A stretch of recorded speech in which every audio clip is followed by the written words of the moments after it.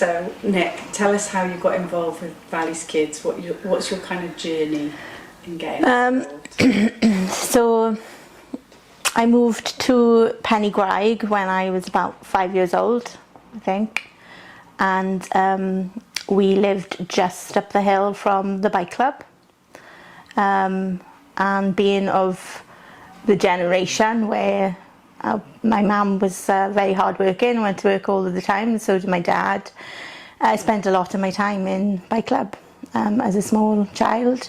At the time, they were working out of the Co-op Bank building, which they'd taken over, and used to do lots of just like community events in the local area. So just by my house, which is now the new road, we used to have like a summer fete that went on up there, and we were part of that hugely. My auntie was a volunteer at the time, so I did spend a lot of time. She was a teenager or a young adult at the time, and yes, we spent a lot of our childhood of lots of fond memories of bike club and hanging out and spending loads and loads of time in the bike club. I remember I hurt my ankle at one point doing something I shouldn't have been doing in the street. They were filming in my street at one point, and there was a house down there that was derelict and had scaffolding on it. And we used to climb up the scaffolding to watch the filming, and my parents were like, "You are forbidden to climb on the scaffolding, do not go on that house." Well, of course we did. And I fell off and I hurt my ankle, and I blamed it on bike club. I said that I hurt it on the bouncy castles when I was a teenager, so I remember that. So bike club got blamed for a lot of things as well as being a part of the journey. Yeah, so I spent a lot of my childhood, especially being a young child, and taking part in the community play that they used to put on. Auntie Pauline and Dennis used to put on a play every summer, and we took part in that. And I know that lots of my family members were involved in that as well, and my friends, and that was like a real sense of community, and it was lovely because we were involved in all parts, you know, just not just being in the performance, but in making all the props and making all the costumes.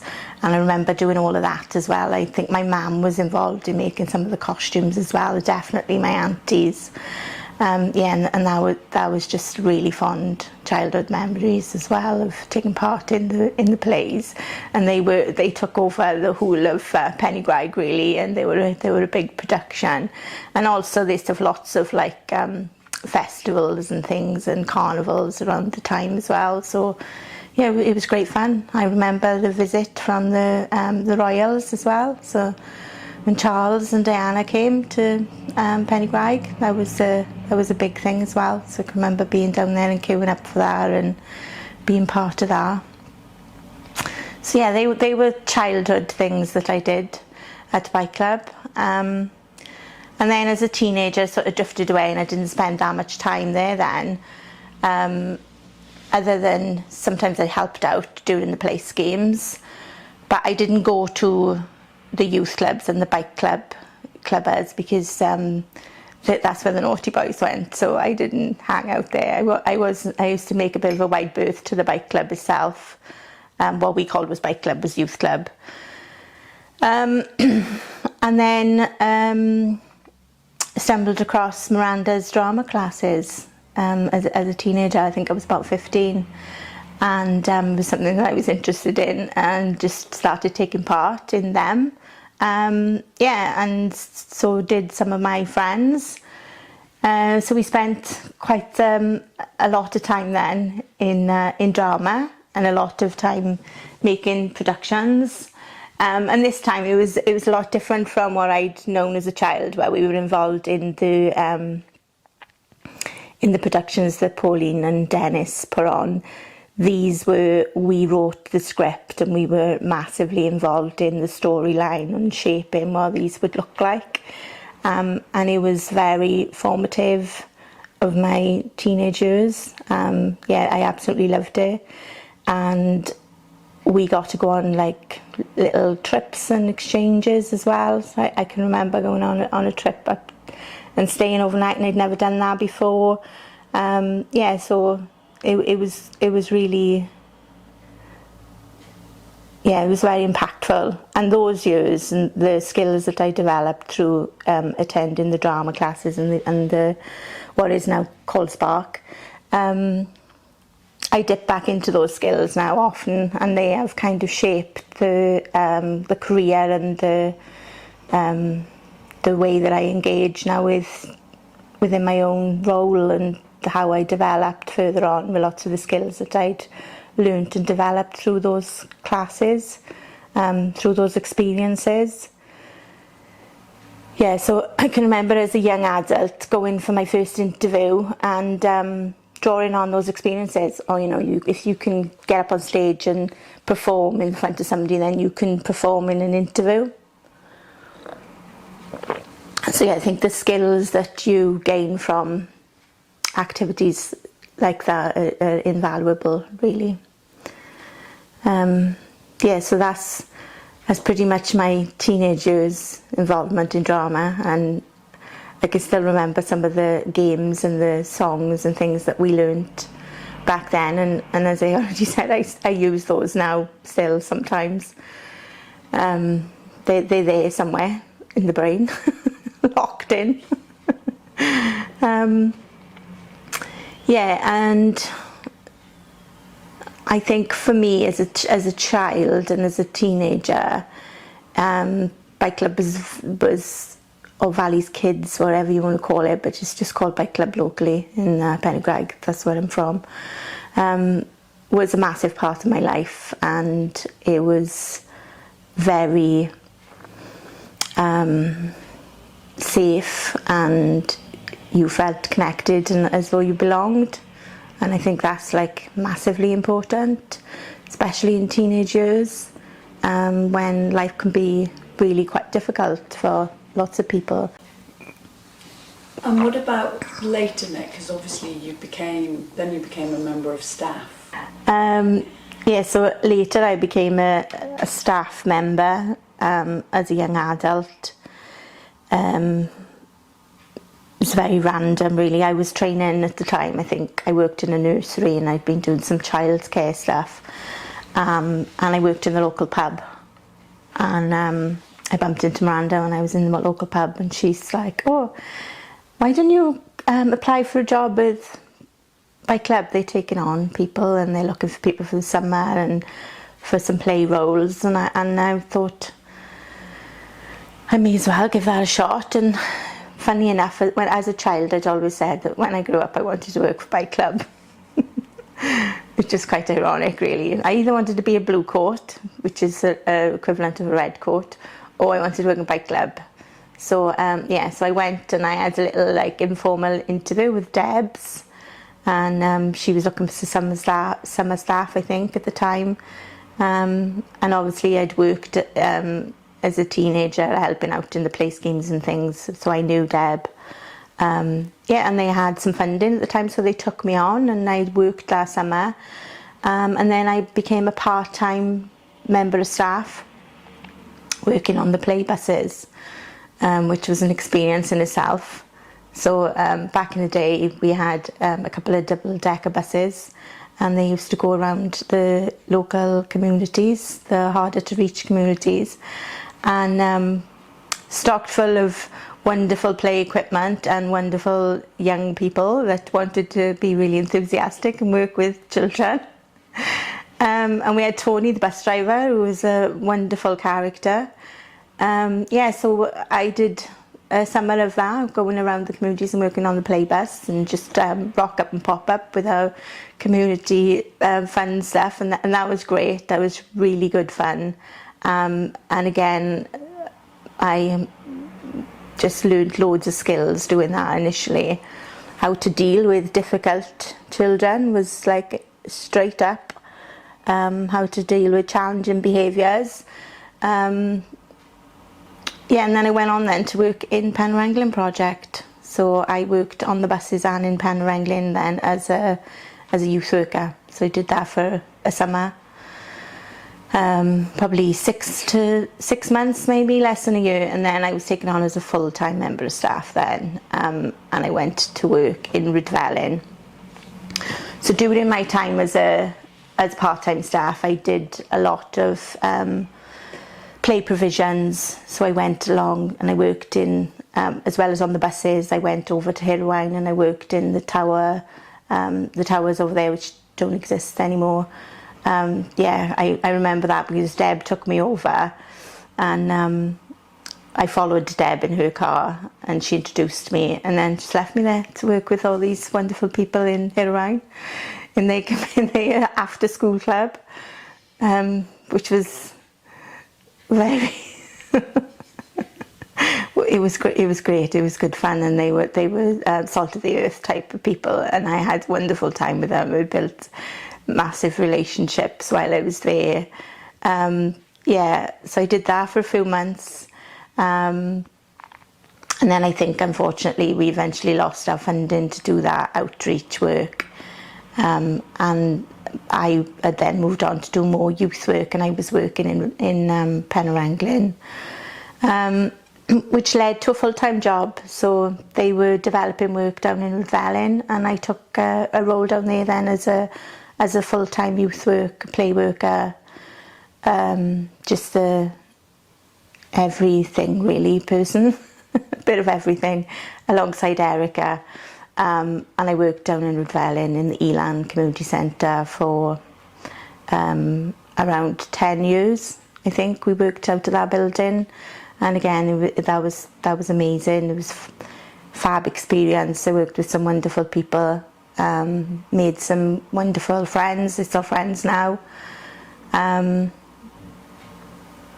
and I went on then to do my youth work degree while I was working in Rhydyfelin, which was an amazing opportunity to go back to university at, I think I was about 24 or 25.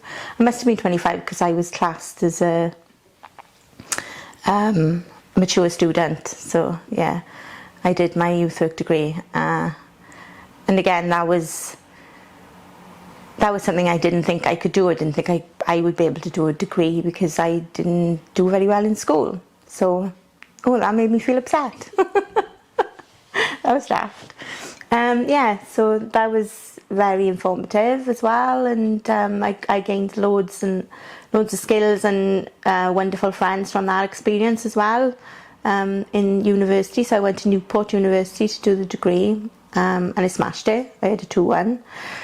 Yeah, and I loved that work, so I was able to develop further on the skills that I'd already gained doing the youth and community development side of things, to hone in a little bit more around family work and working with families. This was something which I felt really quite passionate about, having started my career working with small children and babies, and like having a real interest in working with that age group in early years. This was an opportunity for me to develop some of the early years work. So we did lots of work with families around from pregnancy really right the way through to teenage work as well.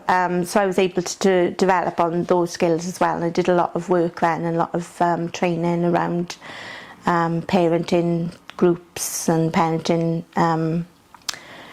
delivery. So my sort of area of work then changed into delivering a lot of programme-led interventions, which I enjoyed as well. I really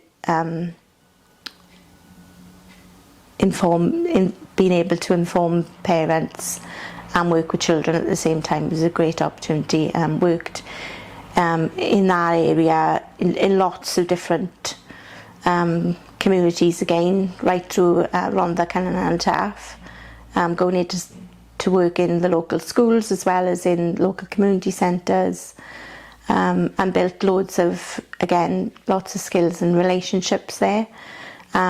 Worked with a wonderful team, and Valley's kids has been like, but it's for lots of people, it's like family. Yeah, and the friends. I get emotional again. The people I've met are like family. Yeah,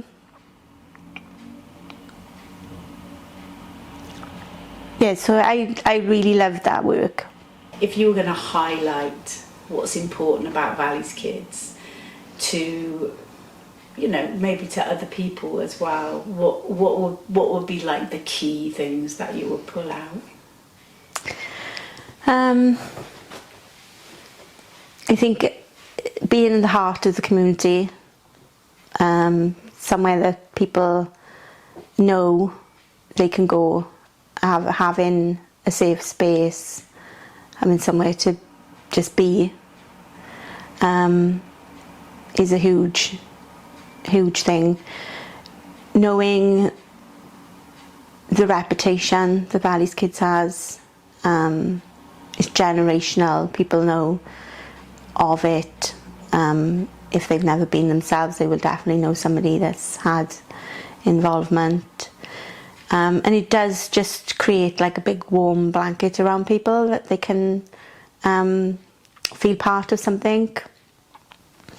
That looks different for lots of people, but just knowing that you've got somewhere you can go and be heard is important, and to feel as though you have a sense of purpose.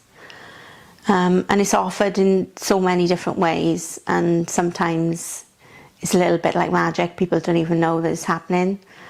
But I think it's definitely about that, making connections and being part of something and belonging is what Valley's Kids does, and does very well. I think that it's part of it is a hand-me-down and told through stories. I don't think that Valley's Kids is very good at telling their story in a public way and people knowing what it is that they really do and what they're about. It's often kind of lost, and it's only when you can have those stories and those conversations with other people that are part of something that people understand it a little bit more. So now I no longer work in Valley's Kids and see it as an outsider.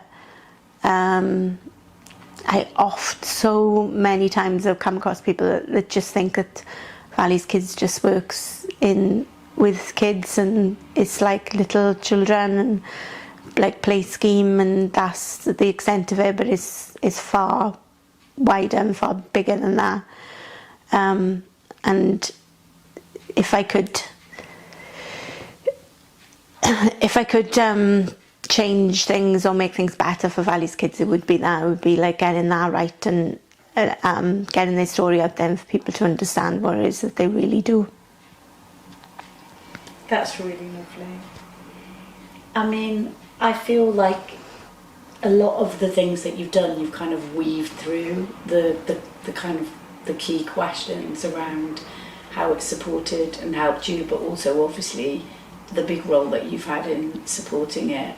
Is there like a particular memory that you alight on, or that, you know, comes to mind when you think of being involved?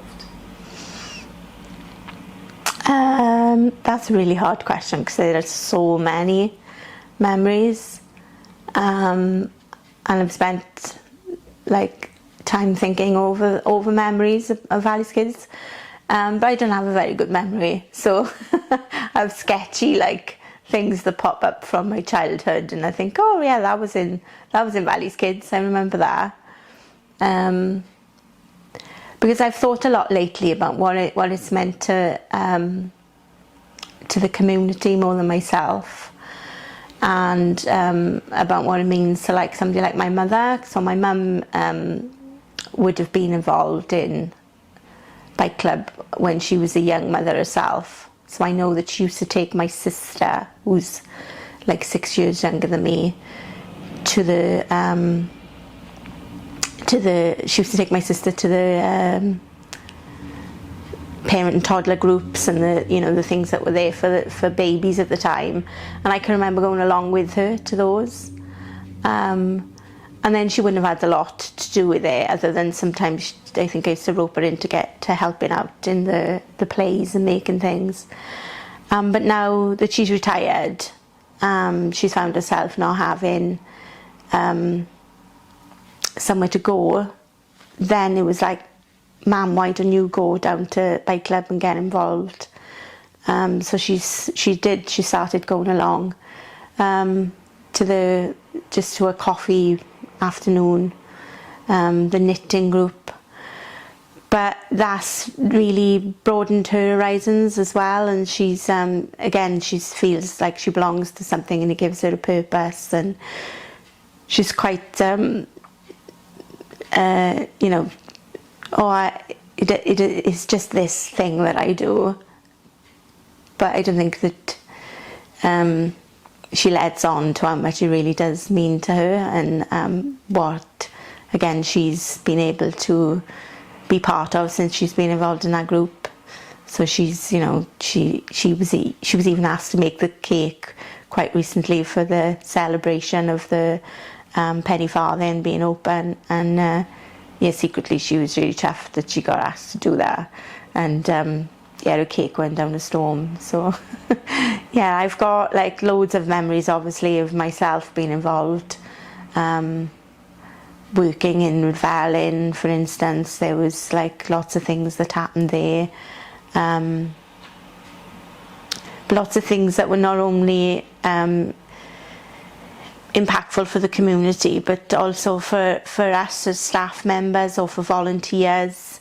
Like I worked closely with some young parents at the time who again would get involved by coming to parent and toddler group, and then they would develop from that and they'd come to the after school group, and then they just keep coming back, and they became key volunteers, and they developed skills while they were there, and just were able to find their own skill set as well, and all of the things that they were good at, build on those assets, and go on to their careers or be successful in their own way. And some of those people are still really good friends of mine now. And since I've left Valley's Kids, I now work for local housing association, and I knocked on somebody's door the other day, and one of those young, well, they're not young anymore, but one of those mums answered the door to me, and she was like, oh my God.